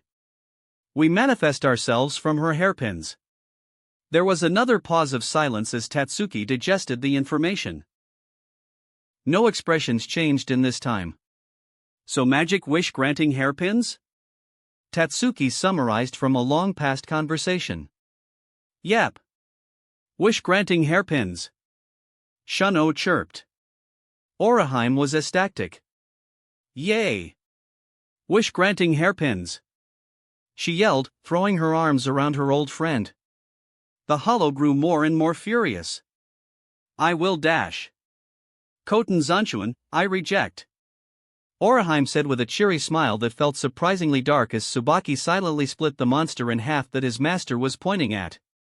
She turned to the monster with that same dark smile as she said in a chillingly sweet tone. Don't ruin the moment. The hollow faded into nothingness shortly after. Tatsuki felt a newfound respect and fear for her friend. But mostly, she was glad that Oraheim was safe, and now she could prove Ichigo wrong. She winced as the pain came back, which Oraheim noticed. Soten Kisun, I reject. She said, enveloping Tatsuki in a glowing shield and undoing the damage done. Now that's useful. Tatsuki admitted, testing her arms a little. She noticed Oraheim pouting at her and she knew what the girl wanted. Tatsuki sighed with a smile. I'm sore she couldn't say as Oraheim immediately hugged her friend fiercely. Now I can help protect you. Oraheim said, crying in joy a little. Tatsuki returned the hug in earnest. And we can both help Ichigo. If that's the way you feel, then you should get moving. The girls heard a familiar voice yell out to them. They looked up to see Yoruchi walking toward the girls with a proud smile. You did good for your first time, but this is nothing for beginners like yourselves. She said, pointing at the growing swarm as the hollows seemed to start converging on 2 places. If you really want to help, then drink these. She said before tossing the girls several water bottles. Those will help replenish your rature. And Tatsuki, here. She handed her student a pair of armored gauntlets. Those should help you with those thick skulls, and you should be able to shoot fireballs if Kasuk did everything right. The girls looked excited at the prospect of proving themselves to their boyfriend. Let's do this. They cheered before attempting to drink their own refreshments. But this isn't a game. Yoruchi said, gravely seriously. You have to be very careful out there. The girls looked at the noble with a sense of recognition of the danger they recently faced. If you slip, you could die, or get someone else hurt. Are you ready to risk that? She asked, making the girls question their resolve.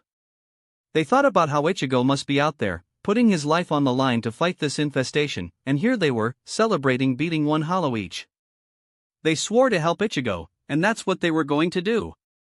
They chugged their drinks fearlessly and felt themselves go back to 100%. Yoruchi smiled. Get to the park. We're watching your back. The girls ran off without another word. They should make things interesting. Someone said, finally making their presence known. Kasuk is already working on thinning the herd where he goes. And you guys? Yoruchi asked her companion. staying under the radar? And helping where we can," he said, lazily. "Ichigo has grown since the last time we've seen him. Maybe he can bring that Chad fella next time.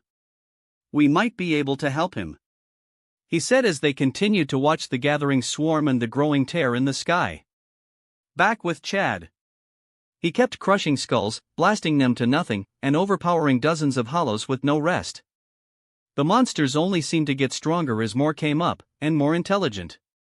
Chad was starting to feel the strain. The area around him was being torn apart by his blasts and the hollows' attacks. "This is bad," he thought to himself, trying to reassess the situation.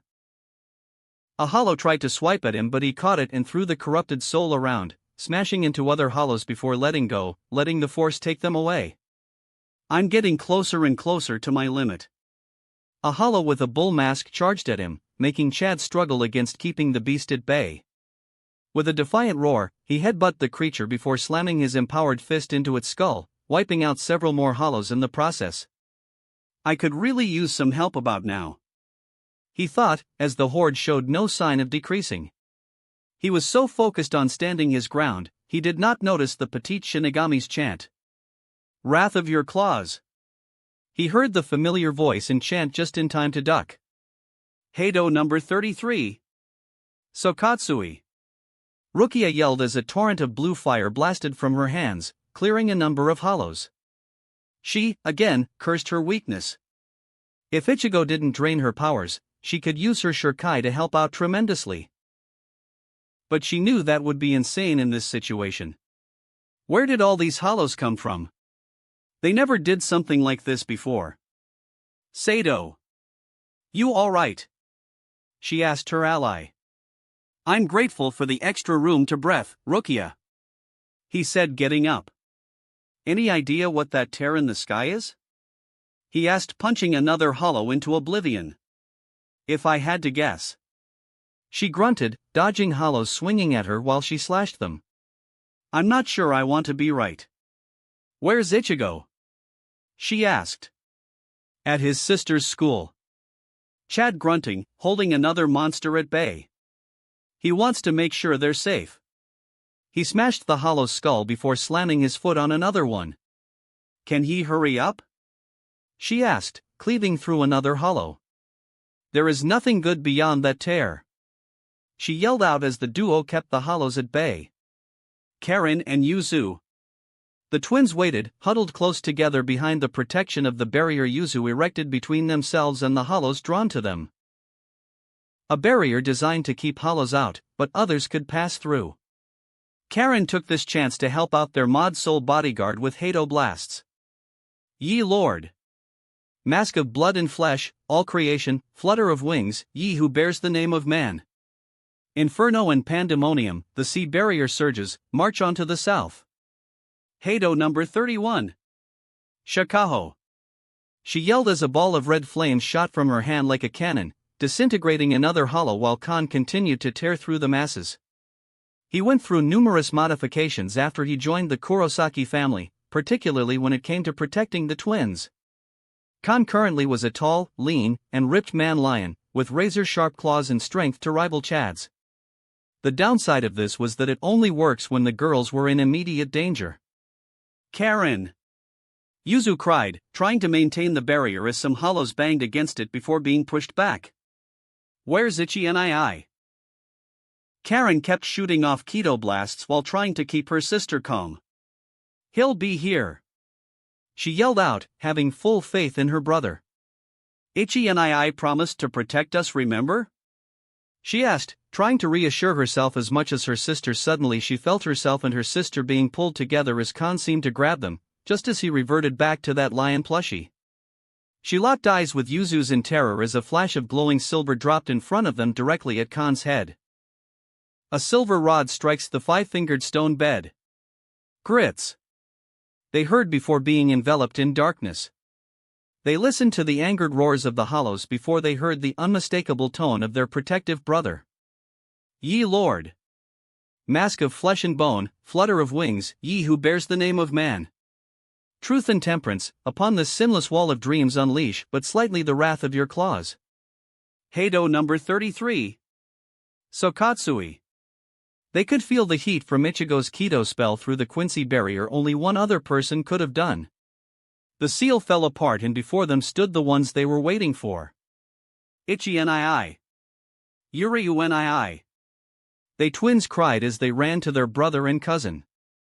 Ichigo knelt down to better hug his precious sisters while Yuryu opted for a reassuring pat on the head.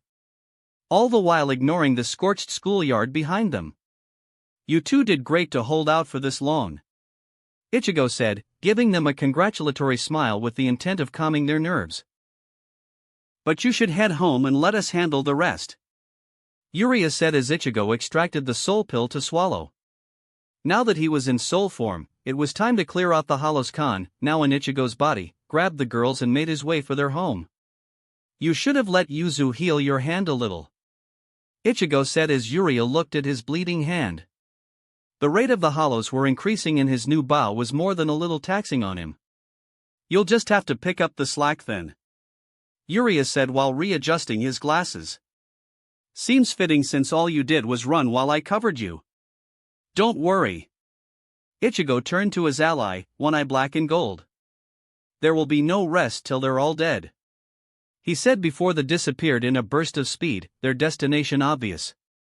The empty park. The fight continued as the two defenders became more and more exhausted.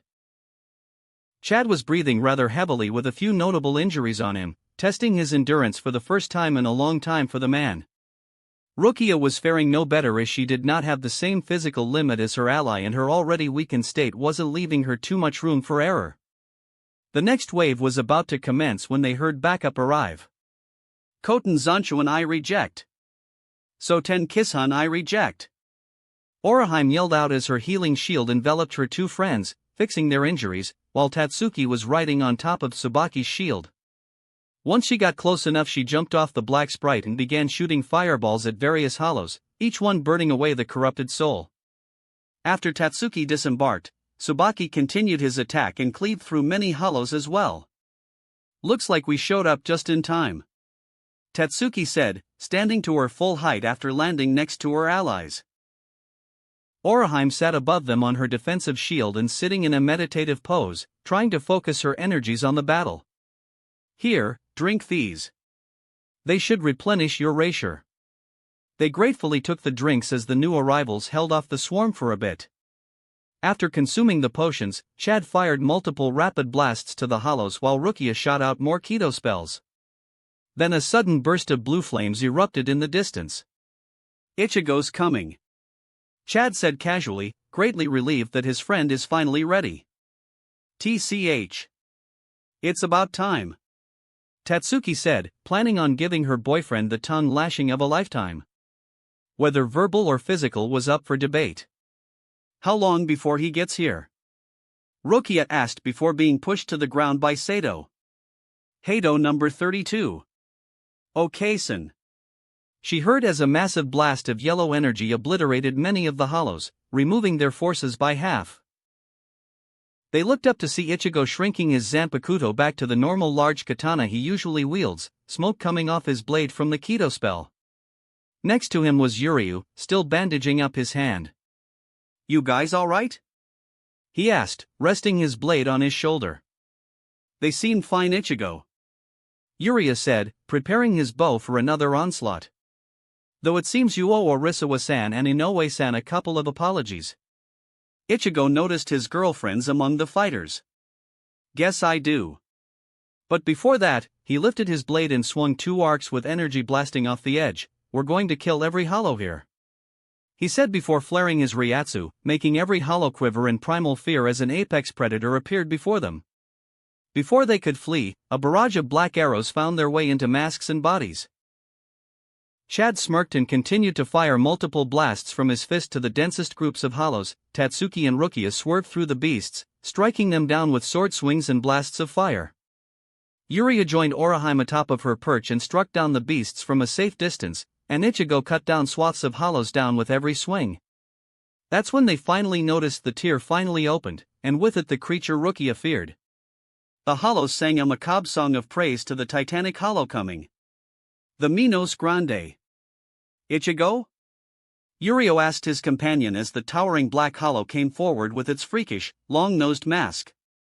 Yeah? The hybrid responded, glaring at the behemoth. Where are the other Soul Reapers? The Quincy asked. Ichigo looked at Rukia, who looked at her cell and just shrugged. Apparently proving the Quincy's point about them being late. Ichigo surmised. That's disappointing. Yuria said, walking toward the massive hollow. So, this is a Jillian? Biggest, dumbest, and weakest of the Minos Grande class. How droll. Ichigo said as he joined his cousin. You guys finish off the small fry. Ichigo shouted over his shoulder. We've got this. His friends were about to protest before hearing something like machine gun fire and the cracking of bones and skulls. Urahara's group had arrived. You heard him. The ex-captain said to the group. Let's get cracking. Closer to the Minos. So how should we do this? Ichigo asked his cousin as the Jillian devoured its surrounding hollows with a quick lash of its tongue. I can only think of one way. Ichigo looked at his cousin and saw a familiar glint in his eyes he hasn't seen for years. No. Ichigo quickly said. No way, not happening, we swore we would never do that again ever. He remembered the last time they did that particular thing, and he still regretted the decision to have done it. Ichigo, we don't have a choice. Yuria pleaded while the towering Minos drew closer to them. You know damn well why that technique is forbidden. Ichigo yelled at his cousin, refusing to yield. I will never forget, nor forgive myself, for that. Yuria glared back, remembering an old shame. That's why I've agonized over how to fix it. That's why I suggest it now. You mean? Ichigo asked, feeling slightly hopeful. Yes, I'd made it so it doesn't have that ridiculous name and pose anymore. The Quincy declared proudly. Perfect. Ichigo met his ally's enthusiasm. Yuria held out his bow, horizontally. Grab on and manifest yours. Yuria said. Ichigo took hold of the black bow and worked to manifest his own. The bow doubled in size and length while pulsating with power. Now turn. They turned their hands so that their bows were now perpendicular to the connecting base between them, forming an H. Pull back the arrow? Ichigo guessed as the reach to the middle and pulled back a massive harpoon of their mixed rapier. And now. Heilig Balliste. They shouted and let the missile loose. The top half of the Jillian was blasted away completely. The remains dissipated as the two Quincy reflected on their victory. Yeah, much better than last time. Ichigo admitted as their spirit weapon dissolved. Man, that was embarrassing. Indeed. Yuryu agreed. I'm glad my father never reminds me of it. Good for oh crap. Ichigo said as he saw a bright red light grow bigger as it came straight for them. Acting as fast as he could, he shoved his cousin out of the way and brought up his blade to block the oncoming blast. Ichigo, what dash? Yuria watched as Ichigo was forced back a few yards from the Zero attack. What? Was there another Minos? He traced the blast back to its origin and saw a larger hollow, smaller than the Jillian but still huge, serving as the source of the blast. He turned back to Ichigo, trying desperately to think of a way to help his family, when he saw something weird.